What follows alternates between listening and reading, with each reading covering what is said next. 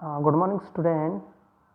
We will start today the class 10 English medium subject social science chapter second industries.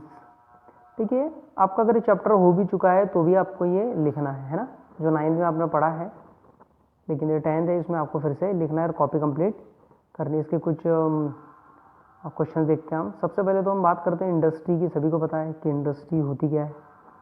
इसके question देखते हैं हम और उसको हम समझने की कोशिश करते हैं। ठीक है, ठीक है। What is an industry? Industry होती क्या है, आपको सबको मालूम है कि इंडस्ट्री मतलब कारखाना। एक ऐसी जगह होती है जहाँ पर मैन्युफैक्चर किए जाते हैं थिंग्स, बहुत सारी वस्तुएं बनाई जाती है। ठीक है, प्रोसेस होती है, उसमें रॉ मटेरियल्स यूज़ होता है। ठीक है, रॉ मटेरियल्स खेती से निकलने वाला जो भी प्रोडक्ट्स, कच्चा पदार्थ, इसका यूज़ किया जाता है। It into finished goods. Finish का मतलब होता है समाप्त करना, और उस रॉ मटेरियल्स को जो गुड्स होते हैं, वस्तुएं बनाई जाती है किसकी मदद से? लेबर की मदद से, मजदूरों की मदद से, एनर्जी, ठीक है, एनर्जी ऊर्जा की मदद से, कारखाने, बिजली वगैरह, और नई नई टेक्नोलॉजी किस तरह से बनाना है, ये टेक्नोलॉजी डिपेंड करता है। तो ये होता है इंडस्ट्री। नेक्स्ट क्वेश्चन देखते हैं हम। What is the raw material used in paper industry? Simple question है, वेरी शॉर्ट आंसर टाइप के क्वेश्चन चल रही है। तो हम देख सकते हैं कि जो पेपर इंडस्ट्री के लिए हमारे पास में रॉ मटेरियल्स जो कि 53% फॉरेस्ट से मिल रहा है।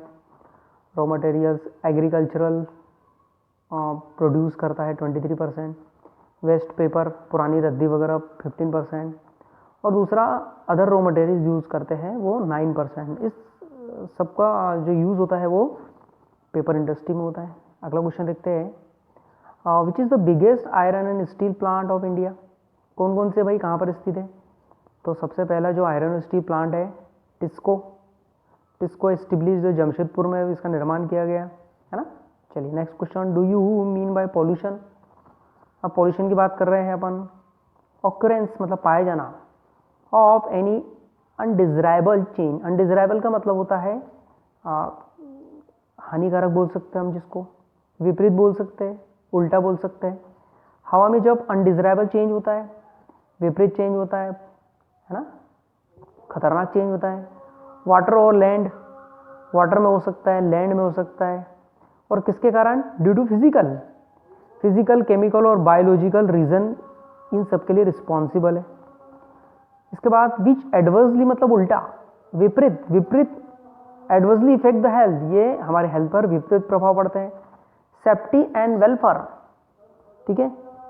अब सेफ्टी की बात कर रहे हैं। सेफ्टी मतलब सुरक्षा होती है, ठीक है, और वेलफेयर का मतलब होता है, वेलफेयर मतलब हित, कल्याणकारी। सेफ्टी वेलफेयर मतलब कल्याणकारी।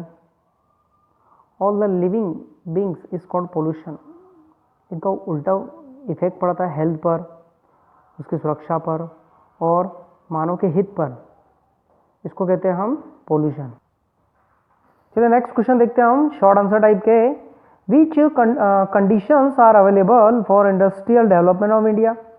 कौन कौन सी कंडीशन अवेलेबल होनी चाहिए डेवलपमेंट ऑफ इंडिया, मतलब भारत की जो औद्योगिक डेवलपमेंट के लिए? पहला है टोपोग्राफी का मतलब होता है स्थलाकृति बोल सकते हैं अपन, एरिया बोल सकते हैं अपन। He is favourable for setting up industries. किसी भी इंडस्ट्री को सेटअप करने के लिए उसका एक स्थलाकृति होनी चाहिए, एक नक्शा होना चाहिए। सेकंड, क्लाइमेट कंडीशन होना चाहिए, नॉर्मल होनी चाहिए। मोस्ट ऑफ स्टेट, बहुत सारे स्टेट की जो क्लाइमेट कंडीशन है, मौसम है, वो नॉर्मल होना चाहिए। Cheap labour available in the country, सस्ते मजदूर उपलब्ध होने चाहिए। Adequate raw material is available for mining, agro and forest based industries. Adequate का मतलब होता है पर्याप्त रॉ मटेरियल ज़्यादा होने चाहिए फॉर माइनिंग के लिए, ठीक है। उसके बाद एग्रो और फॉरेस्ट बेस्ड इंडस्ट्री के लिए। Network of transport is good. Transport का जो नेटवर्क होना चाहिए वो अच्छा होना चाहिए। Due to dense population wide market is available. जनसंख्या सघन होने के कारण जो मार्केट है वो फैला हुआ होना चाहिए। नेक्स्ट क्वेश्चन है, India is emerging as an industrial country in the world economy, explain.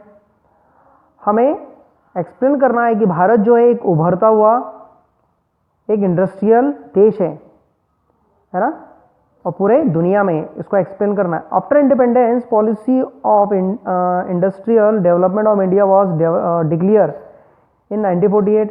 1948 में स्वतंत्रता के बाद भारत की जो औद्योगिक डेवलपमेंट है वो डिक्लेयर किया गया, घोषणा की गई उसकी।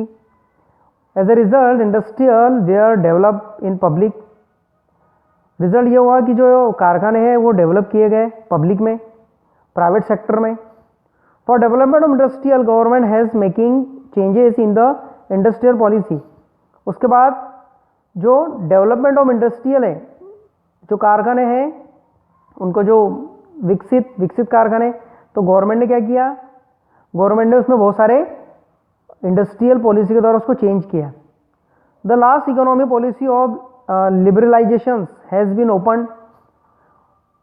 उसके बाद द लेटेस्ट इकोनॉमी, फिर उसके बाद में जो लेटेस्ट पॉलिसी जिसको हम लिबरलाइजेशन कहते हैं, उदारीकरण, ओपन किया गया है किसके लिए, भारतीयों के लिए, और फॉरेन इन्वेस्टिगर जो अपना पैसा लगाते हैं विदेशी कंपनियां उसके लिए।